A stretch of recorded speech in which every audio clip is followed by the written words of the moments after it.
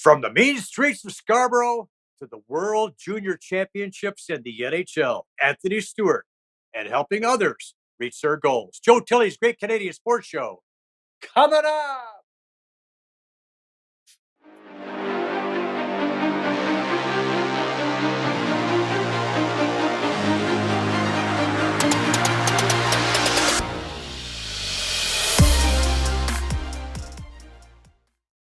Our guest today was born in LaSalle, Quebec, raised in Scarborough, Ontario, captain of the Kingston Frontenacs, a gold medal winner at the Under-18 World Championships, a gold medal winner at the World Junior Championships, a first-round draft pick by the Florida Panthers. He played over 700 professional games in the NHL, AHL, KHL, the Elite League, and the Swiss National League A. A top analyst for NHL Network, Sportsnet, and Hockey Night in Canada, and founder of Hockey Equality.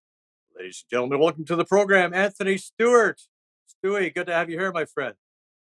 It's always great to be here. Thanks for having me, and really appreciate the accolades. It's a lot of accolades, you know. As a former player, you tend to be a little bit humble. And again, I didn't even know I played over 700 games. So thanks for the reminder. Really appreciate it. I added them up for you. But what we really want to know is, okay, so how do you get from the public housing in Malvern Galloway area to the National Hockey League? Tell us a little bit about that journey. Well, I tell everybody I come from humble beginnings, and I think I barely had a wood spoon, let alone a silver spoon, growing up. But I wouldn't change my upbringing for anything, as it just gave me those tools to be successful and to be resilient and going through adversity at a young age. So it's funny, you know, as humble as our beginnings were, and sometimes not knowing where our next meal was, it gave me that motivation where I knew I was going to play the National Hockey League at 11 years old. Don't ask me how, but or when or how, but I knew that the motivation for me to get my family out of those situations was going to obviously motivate me to get to the next level. So I tell everybody I made the National Hockey League. My brother did because we were great players, but we had the help of the community. The community went above and beyond to make sure we make sure we were clothed, to make sure we had equipment, to make sure we had rides to the arena. So it was really a joint effort. And the work that I'm doing now with Hockey Quality, which I'm sure we'll get into, me paying it forward and paying back my debt to society, because they went above and beyond to make sure that I was successful, not just on the ice, but off the ice as well. Right, but there are also some stories about you walking to practice, carrying your equipment through blizzards. Truth to that? Absolutely, and I get chills thinking about it. And we ended up living in the Malvern neighborhood, and we played for West Hill. We just knew it was a good organization, and we used to have to take the bus, and with no bus fare. So my dad would tell me, "Hey, walk to the back of the bus," and I'd close my eyes, and if I knew we were on longer than 30 seconds, that we were good. But sometimes the bus driver would stop and kick us off, and we had to walk, and sometimes it took an hour and a half walking in that deep blizzard. But for me, um, just knowing that that's how bad that I wanted to play the game. I remember, when I was 7 years old, I had to miss the Timmy Tyke tournament because I had chicken pox, and I wanted to play Mm. so bad. I told my parents, it's not chicken pox. I'm going through puberty. It's acne. So just that love for the game. I was the kid with this stick and ball, playing ball hockey, playing street hockey, playing foot hockey, playing ringnet, playing roller hockey. Hockey was my lifestyle, but hockey was sort of my getaway from the circumstances that we were living in. Right. We had George Larocque recently on the show, and he was a guy who was really determined to make it. And he also, George told us that he said a lot of it had to do with racial abuse, and he used that as a motivator. Did you run into any of that as well, or is that a motivator for you? Everyone has their different plights, and I don't really compare one for the other. But for me, when you're living in legitimate poverty, racism is at the bottom of the totem pole, right? Where not Mm. knowing where your next meal is and going to the rink, hockey, knowing that that was going to be my escape. If I had to deal with a bigot, for me, I'm like, well, there's something wrong with you. This guy's obviously just doing it to take me off my game. But I was determined from 10, 11 years old that this was going to be my career. And I was going to make the NHL, make $1 million, and take my family out of the circumstances that they were in. So yes, there were situations, but I'm like, I was taught from a young age to be resilient. My dad was a Jamaican immigrant coming from Jamaica in the 70s. And he told me that there's going to be detractors. There's going to be people that are going to try to attach themselves to you or take you down with them. So learning those lessons at 10, 11 years old, when there was a situation on the ice, where you could handle it physically, I wasn't too worried about that. So there was a lot more things that I had to worry about, but some racism, and not saying it didn't happen, but my mindset was totally different, especially at a young age. You know what you mentioned about your humble beginnings, and I'm thinking that that probably helped in terms of compassion and tolerance and patience and stuff like that. Did you find that that those are some of the characteristics that grew as a result of your upbringing? Yeah, 100%. And I think it's just an appreciation for everything, right? And for me, my family made a lot of sacrifices, and so for me, when as I, got my first signing bonus, it was easy to buy my mom a house and help support Mm. sisters. I have 5 younger sisters as well, and to this day, my brother and I, we do still them too. So you have that compassion, you have that resiliency, but for me, it's just knowing that, just the appreciation for every little thing. Because growing up like that, I'm like, well, you know what? If I don't have $10 million in the bank, well, it's a lot better than having $0 or minus dollars in there for what we're going through. Right. So I think it's good now to the next generation of young kids, just that appreciation, because again, kids aren't going to have the same upbringing I did. Some are spoiled, some are a little bit bratty, but if you can teach those lessons about that appreciation for every little thing that you have, it's definitely going to help the next generation of youth coming up in the game. Right, and you're a great example of the fact that it can be done, and determination is a huge part of that. So let's talk about your on ice exploits. Three straight 30-goal seasons with the Kingston Frontenacs. You were named Frontenacs captain. Tell us about receiving that honor. It was great. And last season, brother and I got our jerseys retired, and that was a bit of a surprise because, for me, yes, we had a lot of great individual accolades, but we didn't win. Right? It wasn't a big Hmm. winning streak going on in Kingston, but what it did was it prepared me for the NHL. As soon as I stepped in, I was put in a top line role. Larry Mavety, late great Larry Mavety, junior hockey legend, just gave me the opportunity right away just to go in and play. And we weren't a strong team, but I was playing penalty kill, power play. I was out in defensive situations, offensive situations. So I learned what it was like to carry a team at a young age, where I was a top line go-to guy. My first year in the OHL, and it's funny.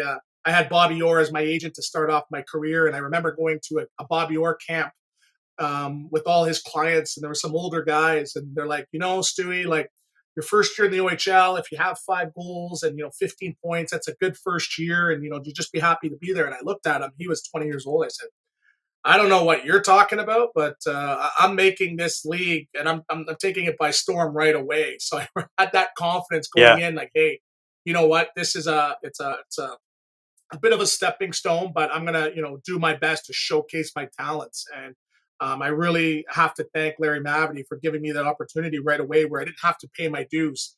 I was put in those top line situations. I made the most of my opportunity. I ran through it. So going into the next year, my NHL draft year again, it was great.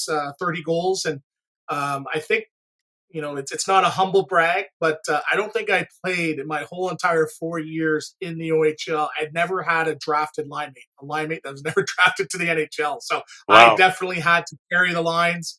But I think my number one accolade of my junior career was my final year. I did sign my NHL contract with the with the Florida Panthers, and it was during the lockout. So I had to go back for that final year, but my brother ended up making the team as a walk-on. He played hockey the year Mm. before. He was a football player, and he ended up getting in shape. And I asked Larry Mavety, "Hey, can my brother get an opportunity to make this team?" And he said, "Well, we'll give him an opportunity. If he doesn't do well, I'm going to cut him and I'm going to trade you. Do you still want your brother to come?" And I said, 100%. And he made the team as a walk-on. And, he was a fighter to start.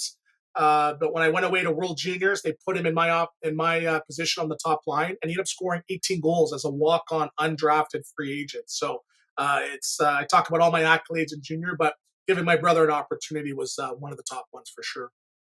Well, and Chris turned out to be a pretty good hockey player, as we all know. But let's talk about that junior experience. That you were named to the under-18s, where you won a gold medal, and then twice you were named to the Canadian junior team at the Worlds. Like, you didn't win in Kingston, but you definitely won with Canada. And we got nice work on this goal. You won the silver medal, you won the gold medal. Tell us about your favorite memories from this event.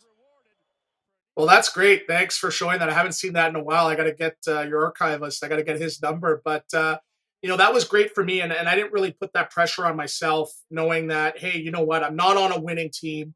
I have to go out and perform well. I had that natural confidence going out and playing internationally. Started off with the under 17s and playing against Ovechkin, and I had that confidence saying, hey, I'm as good as some of these guys. And it helped that I was 6'2" and 230 pounds at 17, 18 years old. So you're seeing a lot of those goals that I'm scoring in front of the net.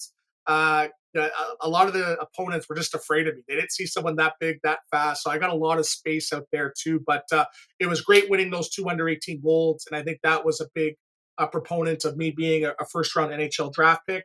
And then making the World Junior team was definitely a great experience. And we had a young team the first year. It was a lot of 18-year-olds, myself, Ryan Getzlaff, Corey Perry, Dion Phaneuf, Brent Seabrook, a lot of NHL legends and Stanley Cup winners.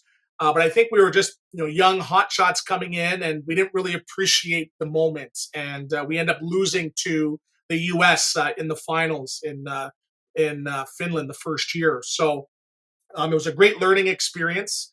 And we had Coach Brent Sutter come in and lay the law down right away that second year, where he threatened to cut me at training camp. So everyone knew, okay, if he's messing with Stewie here, we gotta get going here. And that second year, World Juniors in North Dakota, we just took the tournament by storm. None of the games were close. I think our closest game was maybe Czech Republic, where it was 3-1, but every game was 4-1, 5-1, 6-1. And going back on that final tournament, I watched the Christmas. I watched it around Christmas every day. They show the replay, and I forgot Malkin played in the finals. I didn't know Malkin was there. We dominated Oh, so wow. bad that an NHL legend and Hall of Famer was there, and I don't remember playing against him. That's how dominant that group was. So the funny thing about that is we all went on to our NHL careers afterwards, and some had better careers than other. But when we see each other, whether it's Mm. Sidney Crosby or Bergeron or Getzlaff, we all have that little smile and that little chuckle about the times we had at World Juniors. And some of those guys went on to win gold at the Olympics. A lot of them went on to win Stanley Cups. But you ask them what their top moment was in their careers, a lot of them will say playing World Juniors and winning that gold medal for their country. Yeah, galvanizing event for sure. And when you make Malkin invisible, you're doing something. By the way, our archivist is Paul Patsko, if you're ever wondering. Okay, I'll write He's that got the down. greatest video library in the world. Okay, so let's talk about the 2003 draft. There was some interesting commentary just before you were picked. There was a deal between Florida and Tampa. Let's listen to the TSN analysis from that time. What's been the biggest factor in you getting to this point in your hockey career and in your life? Just support from family and friends. I had a lot of support along the way, and can't really explain the feeling I have right now. I've made a lot of people proud, and I'm just happy to be here and be a part of Florida's organization. Obviously, you played against a good friend, Nathan Horton. You guys were involved in a little tussle that changed the junior landscape earlier in the season. Now you're teammates. It's great. Me and Horton are best friends right now, and it's just great to be on the same team as him, and I'm looking forward to training camp with him. Anthony, congratulations. Thank you very much. So I want to get back to that other clip we were going to run as well. But so did things work out with you and Horton, by the way? Yeah, we're actually After really you good tuned him in? friends in there. And again, he's he's living in Florida right now. He's sort of lost contact through the years, but we were actually really good friends. Leading up to the NHL draft and playing our those couple of years that I was in Florida with him. So yeah, we did have the fight. And he did end up getting hurt. You don't want to see guys getting hurt, but on the ice, there are no friends. And again, I hope you're not going to play the clip. I hope you aren't, but it was probably one of my most infamous fights. I didn't fight too much, and I had a reputation of being a tough guy after that fight. But Nathan Horton, when you look back at his career, if it wasn't for injuries, you're talking about a Hall of Fame player. Like they're talking about him being the next Eric Lindros. And I remember playing against him at 14, 15 years old. He was a beast of a player, and he was big, strong, fast. He could score. He was playing junior B hockey when he should have been playing Pee Wee hockey. So, Yeah. he did have some injuries. He did have some success with the Boston Bruins as well. But, for me, it's one of the biggest what ifs because again, he was a great player, a great friend of mine, and I lost contact with him over the years. But again, we have some mutual friends. I'm here. He's doing really, really well right now too, and it was great playing with him. Yeah, Kingston and Oshawa had a pretty good rivalry back then. Yeah, still do. Oh, So yeah, yeah. we're gonna look at that clip now. We're gonna talk. This is the TSN analysis prior to you being picked. Let's listen in. If they want a Mike Keenan type hockey player, they could get Anthony Stewart to go along with Nathan Horton. Those two will be linked for some time. They not only have the same agent in Bobby Orr, but Stewart broke Horton's jaw in a fight this season. And they're good buddies, though. They're real good friends. It was a fascinating story because Stewart and Horton were great friends. Stewart broke Horton's jaw, denied Horton a chance to go to the National Junior Training Camp. And of course, we told you the story about Stewart earlier. Bob, you had him ranked right about this spot. He's ranked 21st. This is the 25th pick in the draft. We'll see if maybe the Florida Panthers grab them both. This is a Mike Keenan type player, too, if they get him, boy. I'll tell you what. You wouldn't want to be a defenseman on the opposition team now with Horton, and if, in fact, Stewart goes there. Forecheck game will be huge. Florida selects from the Kingston Frontenacs, Anthony Stewart. How about that?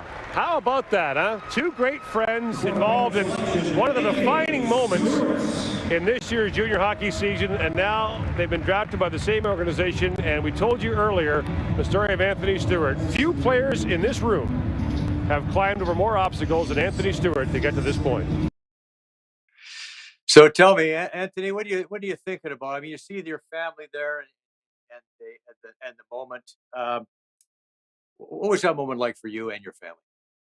Yeah, it was definitely, very, very surreal. And, it's great. You see my brother sitting down the line there. And again, I think maybe that was the year before he quit hockey. So for him to be sitting there, 3 years after that moment and him looking like a little boy there, that's great too. And, I got to share the moment with my mom, who ended up passing away a couple of years afterwards there. So for her to share that moment and share just sort of that, the sacrifices that she made as a family, and my entire family making those sacrifices to share it with them was definitely great. And, my former agent, Darren Ferris, is there too. He's looking nervous. He's on the phones, working the phones. I think they had cell phones back then too. So again, I haven't seen that clip in a while, and it brings back a lot of emotions, but sharing it with family. And, there's a lot of talk about those drafts being, it's paying off for all the sacrifice that the family's made over the years. As much as it's my moment, it's them as well too. So to be able to share with my mom, my dad, my brother, I don't think we brought all 5 of my sisters down. I think it was only one that came down, and my girlfriend Shantae, who's now my wife, definitely great. And I'm happy that you brought that up. It's good. I got to find that clip in the archives as well. We'll get that to you. We'll get that to you. Thank you. Also, so I heard you say that moment at the draft was a motivator for Chris as well. He was that was the magnitude of the moment, if you will, helped light a fire under him, didn't it? Yes, right. And for him, it was, I think it was tough being a little bit in my shadow where, again, I got everything, the brand new skates, the brand new sticks. And, he was sort of playing second fiddle, but it motivated him, to make the most of his opportunities. So it's funny looking at him there. I think he's only 15, maybe turning 16 at that point too. And, I talk about my plight making it to the NHL being difficult. I could just imagine how difficult it was for him having an older brother that was the superstar at 10 years old. But again, I think for him, that adversity, it motivated him to be better than me. And he had a great, great career as well too. So it's funny just looking at that moment, looking how young he is, not knowing where he was going to go in his NHL career to 3 years later, being a higher draft pick than myself. So in the clip, they said he's a Mike Keenan type of player. Did you consider yourself a Mike Keenan type of player?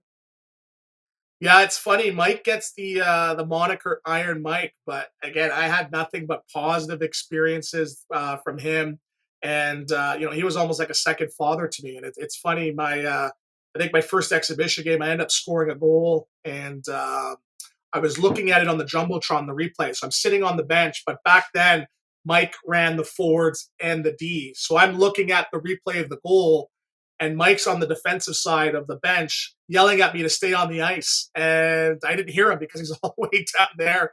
So he comes in and gives me the puck. He says, "Hey, you're so worried about your goal. Here's the puck." And I think he benched me for the rest of the period. But that was the mean side of him. But my first training camp, I actually made the team, but I didn't have a contract. So I was actually sitting in a room 2 hours before the deadline negotiating with my agent, Bobby Orr at the time, and the Florida Panthers. And every 15 minutes, Mike would come in, "Hey, are you going to accept the deal?" And I said, Bobby said no. Bobby said no. So the deadline passed. I was going back to junior, and I'm walking out of that room like ready to feel the wrath of Mike Keenan. And instead of yelling and screaming, he saw that I was very, very upset. He came in, he gave me a hug, and he said, "Hey, don't worry about it, kid. You'll be back soon." And so that's my Mike Keenan story, where everyone, knows the tough side of him. He was amazing to me. He was a great mentor to me, and he was actually a really, really nice guy. Well, a solid start to your NHL career in Florida. After getting called up, you scored 2 goals and had 3 helpers. And we've got a nice effort here on transition, showing that you definitely had the ability to score some goals. Let's watch this one unfold. Passing here from the Hurricanes out to center ice. They're looking at Sergei Samsonov losing control as it's cleared out by Camille Krebs. Anthony Stewart has a step by Valine. He walks in and scores! What a goal by Anthony Stewart. Slipping it low. I'm sure you probably remember this one, right? Yeah, I do. I do. And it's funny, like, I came in, I was a power forward, but in practice, we had Luongo, and I'd be scoring a lot of goals in practice. But that year I was playing with Krebs, and I believe it was Brett McLean. And our claim to fame was, I think we were only on for 7 goals against the whole entire year. So we were just a pure shutdown group. But again, whenever I got the opportunity to put the puck in the net, I had some really good hands there too. That's on Cam Ward. I think he was a little bit upset that I kind of squeaked it to him. But well, that was a great group of guys. And, you see Carlos Grashkin's there, who ended up passing away, playing with the Bowmeisters, and playing with the Gary Roberts, the Joe Nieuwendyks. I learned what it was to be a pro, playing with some legends in the game. So didn't score a lot of goals, but my role was more so the physical role, play a good defensive game, physical game, getting in on the forecheck. But my year in Atlanta, I scored 14 goals at just shy of 40 points. But again, I had that scoring touch, just didn't really get that opportunity. I ended up getting hurt my first year, and I was playing catch up the next little bit after that. Yeah, you suffered the wrist injury in your first year. Timing was terrible because you were on fire at that particular time. It really seemed to have a negative effect on your career, didn't it? It did. It did. And this dislocated my wrist my 10th game of the season. And it sucks because I was playing with, I think it was Gary Roberts and Stephen Weiss. So that was a second line, and everything was going well. And, I think what the issue was I started off on the 4th line. So the ice would be pretty chewed up by the time I got out there by the 14-minute mark. But I ended up starting the game, and it was fresh ice. So I'm flying around, and I got a little bit of a bump from behind from, I think it was Commodore, and I ended up going into the boards, head first, and broke my fall with my wrist. But I think it was me just flying around too fast with no brakes. But I was done for the year. I had to get, they had to put my wrist back into place. I had 3 pins. I wasn't able to sweat for about 6 weeks. I had a cast. So it was tough, coming in on such a high, having 3 points in 10 games, playing on a top line, and then now you're done for the season. So we talk about that adversity. I went through a lot of it early, but my wrist just wasn't there after that. To this day, I don't really have major mobility in it. I had to tape it up the rest of my career, and then coming in, having to, play a physical role and fighting, it just wasn't really there. And it definitely set me back a little bit for sure. Yeah, that's unfortunate. I mean, that was stuff like that happens in the game. It just you got to roll with the punches, as they say. But you mentioned going to Atlanta, and you had a pretty good season there, as you mentioned, right? So, and you had one incredible game after signing with the Thrashers as a free agent. Let's look at this game against the Anaheim Mighty Ducks. I think they were at the time, where you opened the scoring. Vic, can you roll us that particular video? This is Anthony Stewart getting it done. The so first of all, let's talk about moving to Atlanta, why you chose why you chose Atlanta as a destination. Well, one of the big proponents of me getting drafted to Florida was Rick Dudley, and again, he just won a cup with the Florida Panthers, and he ended up leaving and going to Atlanta. So I wasn't qualified after I think it was my fourth season with Florida, and he brought me to Atlanta, and he said, you know what, the first year you might have to go play in the minors, but we have a plan for you here. So I was in Chicago my first year in the minors, and the season didn't go great, but I had a really good playoffs where I scored 8 goals and 13 games, and we lost in I think the conference finals. But the next year, he brought me in and said, "You come in and do what you need to do. You're going to be on this team." And he stayed true to his word. Where I was put in a position to succeed right away. I think I was playing with Nick Antropov and Brian Little, and I was playing with Evander Kane. And but in my mind, I was like, I don't trust anybody. They can't send me down if I score a hat trick. So I got to come out of this gates really, really fast. I got to score, and score some more. So I believe I had 4 or 5 goals the first 5-6 games of the season where I was looking to see if I was going to get player of the week. But that's how, in my mind, I knew like this is my last crack at the NHL. I have to make the most of that opportunity. So going into Atlanta, I had a really good summer training in Florida with Pete Bomarito, and I was training with NFL guys, Plexico Burris, Fred Taylor, John Forte, a lot of these NFL guys, and I was just prepared coming in. I'm going to hit the ground running. So it was a really, really great start, and the team was really great. We had Dustin Byfuglien, Ladd, and Johnny Oduya came over, and Ben Eager from the Chicago Blackhawks, and I think we were third in the conference for a little bit, and we just ran out of gas near the end. But that was definitely the best hockey I played in my career. Okay, let's look at that hat trick. Here it is. First, a bullet drive that gets things started against the Ducks. That's how we opened the scoring for Anthony Stewart. Then your second goal of the game, nice feed in front by Rich Peverley right there. All right. Yeah. And that bangs it past Jonas Hiller. Nice, got the team within a goal. Right now in a power play, empty net, shot from the point, tipped by Peverley and by you. Really nice side-of-hand coordination on that tip, by the way. There you go. Yeah, little hand-eye. And the funny thing about that, Dustin Byfuglien, like, again, a lot of guys were still wearing no visor, and he would just rip the puck. So I scored 5 power play goals that you're just standing right there, and sometimes he'd rip it by your head and be laughing, and I'm like, I got no visor on. He's like, well, don't stand there. Again, I was on the power play majority of the year because I was the one guy standing in front of the net of the big Dustin Byfuglien bomb, and I think they went back and looked at it a couple times where I think I knew I had the hat trick, but I actually had a breakaway in overtime, and I missed. And I'm like, man, if I would have had 4 goals, I'm like, I would have started talking extension right there after the game. Right. So that was definitely probably my best game of my career for sure. It's right at the end there where you made sure right there and tapped it in, right? So Peverley actually missed the deflection. In the replay. Yeah, he missed it, and they looked at it for about, coming down. They looked at it for about, I think, 10 minutes. And again, I think I lost my sweat by the time it was over, but I was sort of like, please give it to me. I need this hat trick. My career is depending on it. So it was definitely the highlight of my career. And I think I scored 1 or 2 in San Jose after that. But that start was the best start for sure. So what caused you to leave the Thrashers? So what happened was, that year was, we found out probably around March that, the Thrashers were leaving and going to Winnipeg, and, we were sort of caught off guard. Right. We didn't hear any whispers until probably near the end of the year. They kept it pretty quiet. So guys were leaving. So I was a free agent. I was restricted free agent. But I had such a great year where I had arbitration rights, and Winnipeg, knowing that I had arbitration, I was going from 600,000. I was probably going to go to about 2 million or 2.5 million. And Winnipeg coming in as a new team, they're like, well, we still see him maybe as a third liner, probably fourth liner.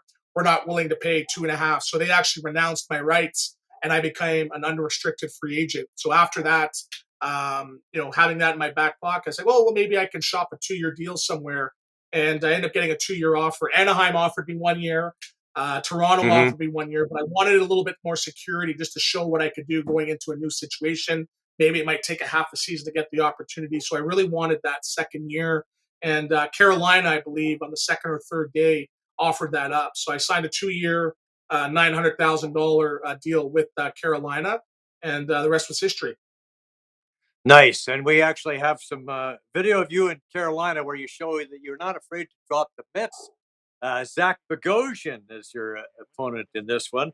And Zach is going down. Yeah, that was a bad fight because we were teammates the year before, and he actually, I think he hammered my teammate Andreas Nodal, and I had to do something. So I was caught between a rock and a hard place. So I'm like, Bogo, we got to go here. We got to go here. And again, I think it was my nice guy side showing up there where I didn't really want to hurt him. So I just wrestled him down to the ground there too. But the funny thing about that is Nodal was so grateful that I avenged him that I think he bought me a bottle of Camus after that fight. So again, it was an awful fight, but I got a free bottle of wine out of it. So I'm not complaining. Right.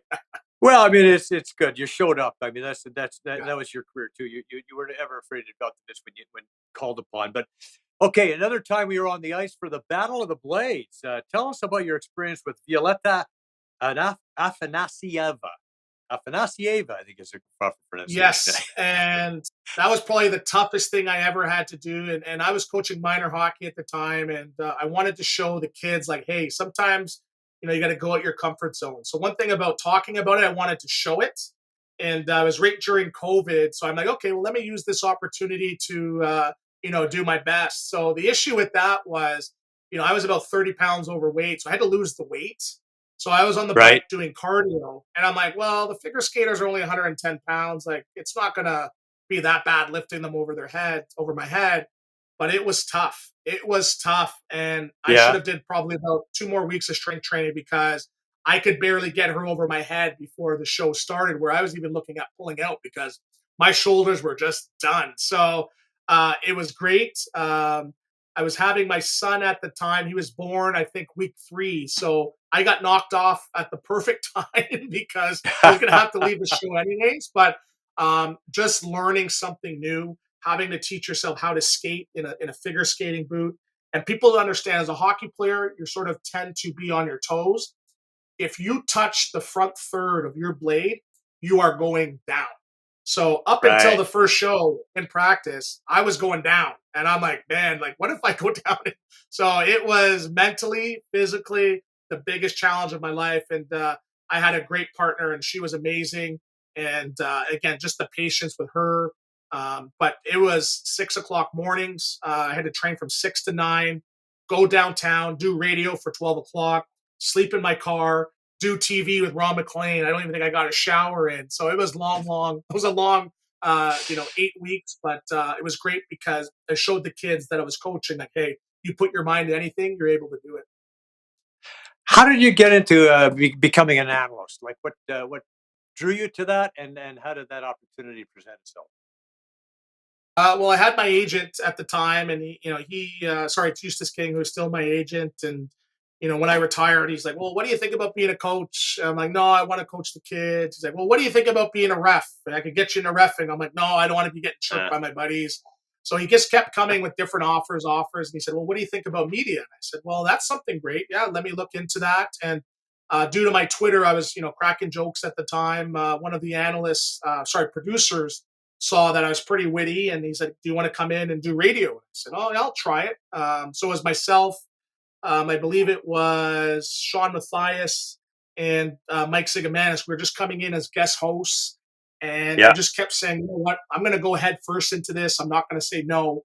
So they kept saying, hey, do you want to do it again? And I said, yes. And then they said, well, do you want to do your own show with Jeff Merrick? I said, okay. And then COVID hit, and it was right during the bubble, and people weren't allowed to cross the border, so they couldn't use any U.S. analysts, so they were short. So they asked me if I wanted to do TV, and I said, well, I'm not worried about what it pays, but the one thing I do need is some new suits because my old suits don't fit me anymore. So if you get me some suits, I'll do it. So they said, okay, we'll get you some brand new suits. So I did the entire bubble playoffs on Hockey Night in Canada. I went from doing radio to some spot duty on TV to a full-time analyst in probably about 8 months. And I got about 3 years worth of experience in 2 months doing that playoffs. And it was great because I was working with Ron McLean. I was working with Brian Burke. I was working with David Amber, Elliot Friedman, and they just brought me in and they made me look really, really good.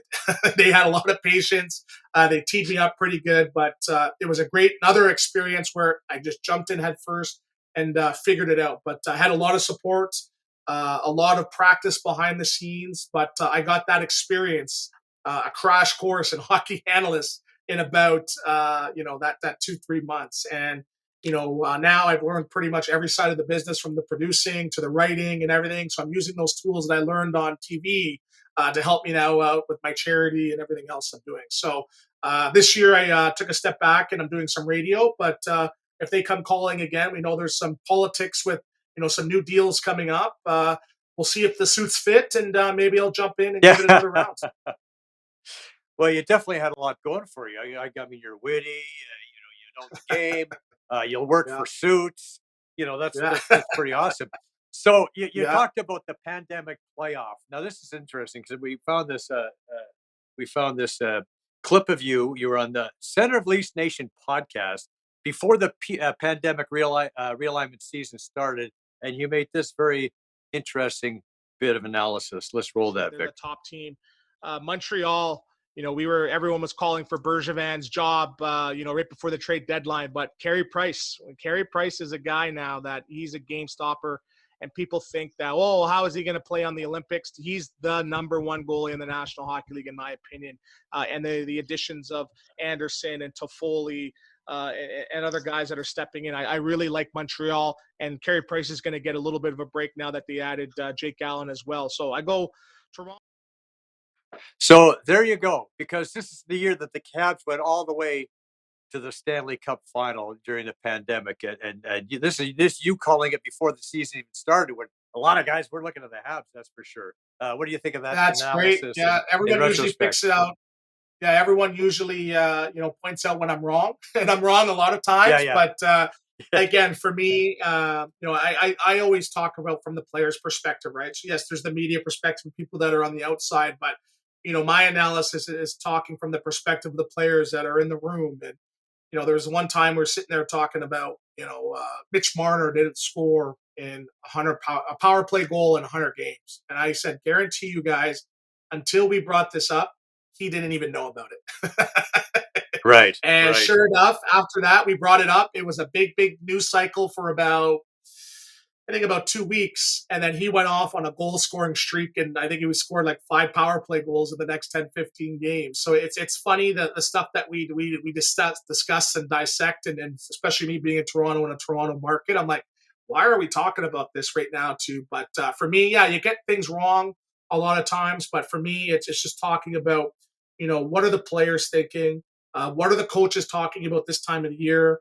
They're not worried about the big picture. They talk about 5-game segments. So bringing that analysis, and, I think I was the first one to talk about, who was it? Hyman, his number is starting at a 5.5, and people thought I was crazy with that. And I talked about Stamkos. I said, Stamkos is still going to be making $8 million. It might not be with the Tampa Bay Lightning. So just talking about those little things, those nuances that people might understand. That's what I try to bring to my analysts on the analyst side. Yeah, I want to put your analyst hat. I want you to put your analyst hat on here for a bit, because you mentioned Mitch Marner and where he's at with the Leafs, and there's a lot of people out there saying get rid of Mitch, or get rid of him, trade him, see what you can get for him. 2 questions: what should the Leafs do with Mitch, and how far can they go with this current team? Well, again, I really like the additions of Tanev and OEL, and what I think you're going to see with those additions is really bring out, the defensive side, and the defense being a really big benefit and bringing their A game, right? You're going to see Morgan Riley, I think, really take another step in his development and have a big season, and that really be a positive. So for me, I think those additions are great, but I think it's going to come down to goaltending. And I think if Joseph Woll stays healthy and he could play his 50, 55 plus games, I think they're really, between the defense and that's really, really going to propel them. But I think in the playoffs, it has to come down to their big guys stepping up. And for me, Mitch Marner hasn't got the job done the last couple of years, but I don't think this is on him. It's not on him. Collectively, it's a team sport, and I'm sure he'd like to have a couple more points, but again, they call it the Big Four for a reason, and all four guys got to step up. And the one thing I noticed when you have four superstars, sometimes it's natural to take a night off, knowing that there's three other guys to carry that and pick up that slack. So for me, I think it's too late to trade him as his big bonus kicked in. But ultimately, I don't think he deserves that quote unquote Larry Murphy treatment where, we're talking about it every day in the media. They're asking, well, why isn't he doing media at his charity event? Any way you dice it, he's going to be a $12.5, $13 million player, whether that's in Toronto or elsewhere. He's earned his contract. But sometimes, you have to make change, sometimes for the sake of making changes. And for me, coming from the Floridas and the Atlantas, there was zero expectation on us to be successful and be Stanley Cup contenders. But I went through 2 or 3 coaches in Florida, 2 GMs. Atlanta, there was a lot of changes. So change is a constant in the NHL. And if you want to improve and you want to get better and you don't have success, you have to make that change. And just based on the contract timings, right? They obviously extended Matthews. They gave Nylander his contract as well. Marner just seems to be the odd guy out. And I think for him, he needs to go off and thrive somewhere else and possibly win a cup. But I think just this timing in Toronto, it's a perfect storm where he is that guy. I don't think he deserves that. Everyone has to be better. So I think for everybody's sanity, I think him making a move and going elsewhere, I think will be good for all parties. But I'll say this. Yes, he's worth every single dime to be able to put up close to 100 points every single year. He's on the power play. He's on the penalty kill. He is a top 10 winger in the National Hockey League. That's not up for debate. Well, they got a new coach. We'll see how Berube can do. And you saw what happened to the Oilers when they made a coaching change. I mean, that great run by the Oilers. Were you surprised by it at all, or you expected this to happen? No, one of my great analysts was that they were going to make the finals, right? Okay. But for them to come back down 3-0, what an amazing feat! And finding out the injuries that McDavid and Draisaitl had to come back and play with that, I'm sitting here, whining about a crack in my finger. These guys are playing with spleen injuries and broken legs and knees and all that. Definitely great. But, it just shows what type of team this Florida Panthers team was. They had the depth, they had the grit, and ultimately they had the goaltending in Bobrovsky. So I think with Edmonton, a couple more tweaks in the offseason, I could see them being a perennial Stanley Cup favorite. So for me, I'm a hockey fan first and foremost. I want to see McDavid win a Stanley Cup because there's been some debate where his place is and his legacy of being one of the top players of all time. I think he's going to be up there in the conversations with the Lemieux and the Gretzky's when it's all said and done. And just having a couple cups under his name, I think under his belt, I think will cement that legacy because just seeing him dominate, in practice every single day. I see him on the ice with Gary Roberts in the summer times. He is the most skilled player of all time. And I think when it's all said and done, he's going to be in that conversation for best players of all time as well. And you know what I like too is I like the fact that we're getting a chance to see that skill rewarded, right? Get a chance to see the skill rewarded. They're playing a game today that skill can still dominate, which is great. Okay, I want to talk about hockey equity. From a recent post you put up, our second annual Black Hockey Summit was a great success. Thank you to everyone that attended, and a special thank you to all of our sponsors that helped make it an incredible week at Hockey Equality. Tell us about Hockey Equality and some of the highlights from this event. Well, we started in the pandemic as, for me, when I retired, I got into a hockey school where I was subsidizing kids. But during that pandemic, ice prices went up, numbers on the ice were allowed to go down, and I just could not afford to come out of pocket, essentially running a hockey school for free. So we started Hockey Equality. I co-founded it with my wife, Shantae, who is the executive director. And what we did, we started doing mentorship summits and getting kids from different backgrounds together and giving them mentorship. I used all my network within Sportsnet and I really appreciate the Ron McLeans, the David Ambers, the Elliot Freemans coming in and really talking to these kids, giving them those tools to help them be successful at the next level. So the summit is a celebration of our year. And this year we had 500 kids from different backgrounds. And you saw the video there. It's not just, I'm unapologetic about the name. We're creating an affinity space, calling it the Black Hockey Summit. But hockey is for everyone, where you had kids from different backgrounds, different races, different religions coming together and celebrating hockey. And ultimately, the prices are very expensive. And we subsidized the camp this year at 75%, where they got jerseys, they got lunch, they got hydration every single day, they got mentorship. And then at the end, we had a big barbecue and a lot of activations for the kids. So 500 kids for 1 week of hockey is very pricey, but it was great to have all our sponsorships out from the GTHL and the NHL, the NHLPA. So again, we're just slowly growing. I think we're at 1,200 kids that we've onboarded, and we're going to have some great announcements coming soon. But just ultimately, we're creating a safe space for everybody to play hockey. We're lowering financial barriers, and ultimately, we're having fun while doing it. Well, great job to you and everybody there. I can see the Willie O'Ree book. Awesome. So he was in the video as well. So Herb Carnegie, we've had Bernice on the show. Great work, guys. I want to also, you just got off the ice. You mentioned that you were on the ice today at your own hockey camp. How'd it go? How's it going over there? Good. It went well. We have we have a camp. This one's only 30 kids. Okay. So we're doing it at the local Canland Scarborough, and it's funny. I raced home to get here, and I'm still wearing my tracksuit pants. So I know I got the golf shirt on, but I'm wearing my tracksuit pants. Yeah. But again, I tell everybody, being on the ice is the best feeling. It beats being in the office, and time flies. Your mind is just focused on the work, helping these younger generations of kids. The next generation of young players coming up, and just being free out there and not having a care in the world, but playing the game of hockey. I definitely wouldn't change it for the world. Yeah. So I understand about the business on top and the casual underneath. There'd be a lot of times I'd be at a golf tournament or something like that, running back to the studio to do the show. I'd have like suit and tie up here, and I'm wearing a pair of shorts underneath with a pair of golf shoes or whatever, or tennis shoes. Yeah, you got to do what you got to do. You look good from the top. Yeah. That's good. Thank you. Appreciate it. So, So this any future NHL stars that's sticking out in your camp?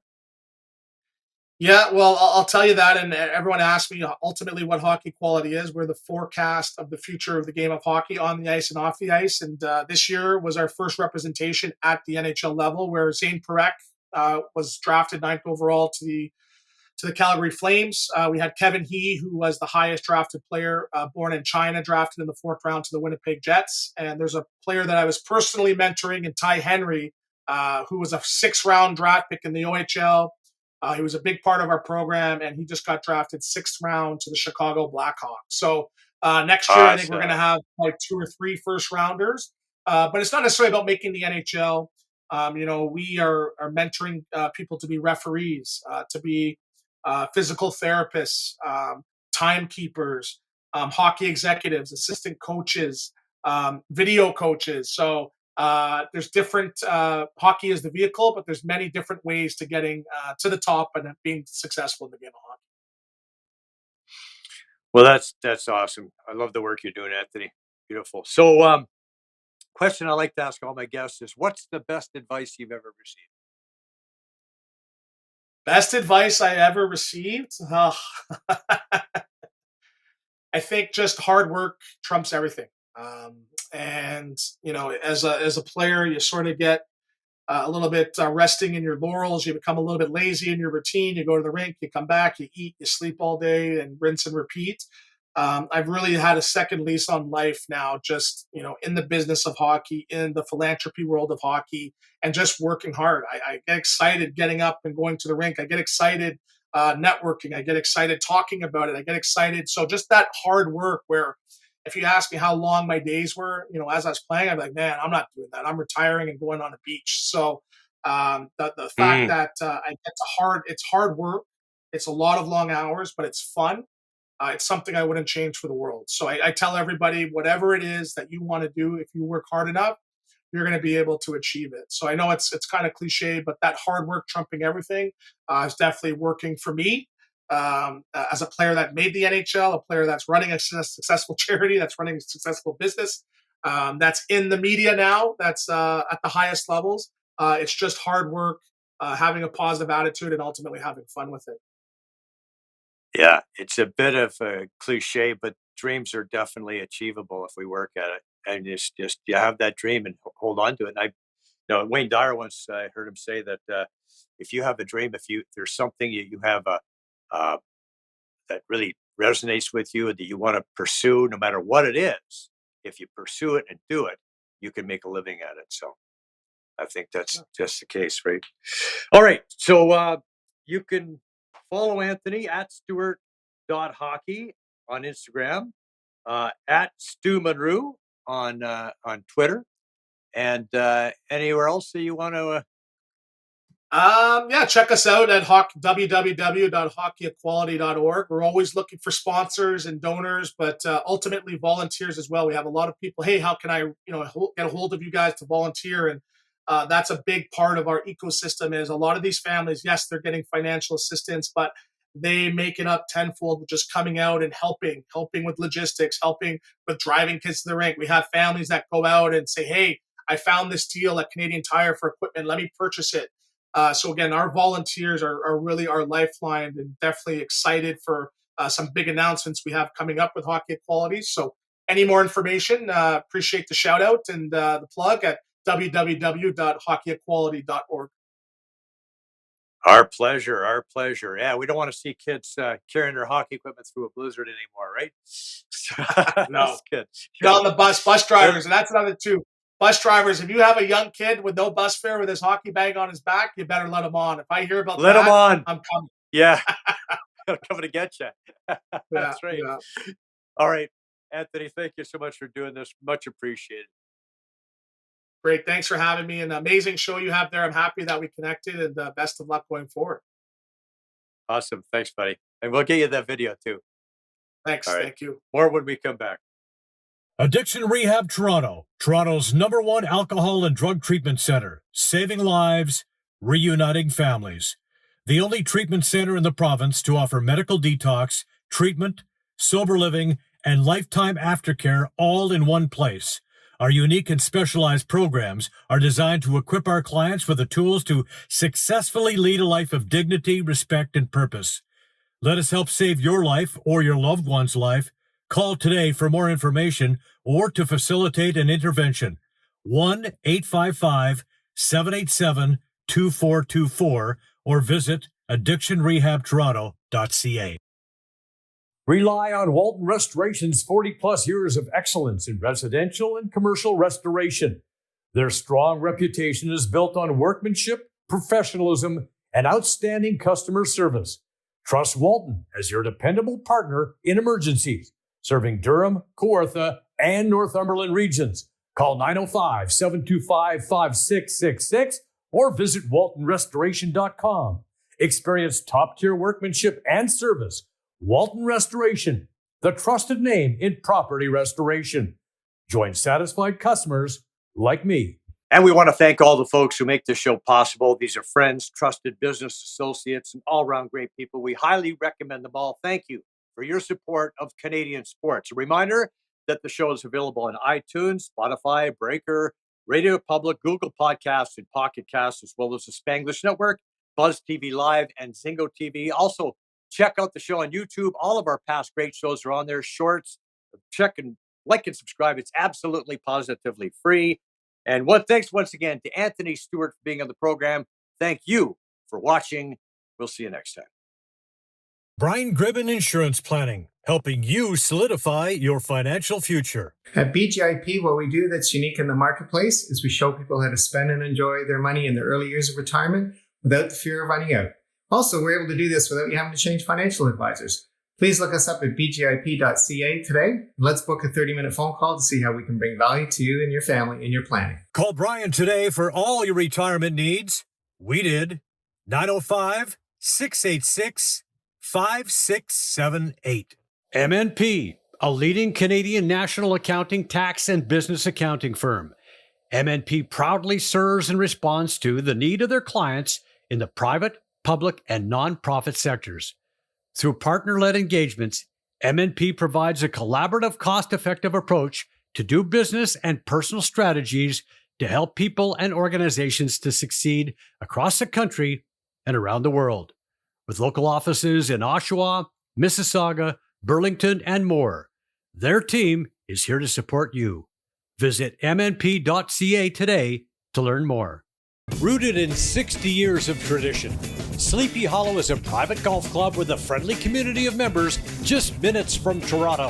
With mature trees and rolling fairways, Sleepy Hollow provides a challenging and enjoyable experience for passionate golfers. Enjoy great golf, amazing dining, and a picturesque patio second to none. Visit sleepyhollowcountryclub.com. Joe Tilley here. My wife Penny Claire and I recently took an amazing trip to Egypt and Jordan with Trip Oppo. And here are our top 10 must-dos. Last but not least, we relaxed at a luxury resort and took a dip in the famous Dead Sea. This beautiful resort was a perfect way to cap off our incredible adventure in Egypt and Jordan. After days of exploring ancient ruins and bustling markets, it was wonderful to just kick back, put on a little mud, and soak up the sun by the Dead Sea. Oh, I almost forgot to mention the amazing cuisine in Egypt and Jordan. Don't forget to try the delicious local food like mouth-watering Egyptian barbecue. And the best part is that our Trip Oppo tour includes almost all of the meals, so you can indulge in the local cuisine without worrying about opening your wallet. I would highly recommend that you book your next trip through Trip Oppo. Call them today. Guests on Joe Tilley Sports receive a gift certificate from Classica Imports. Top of the line imported men's clothing.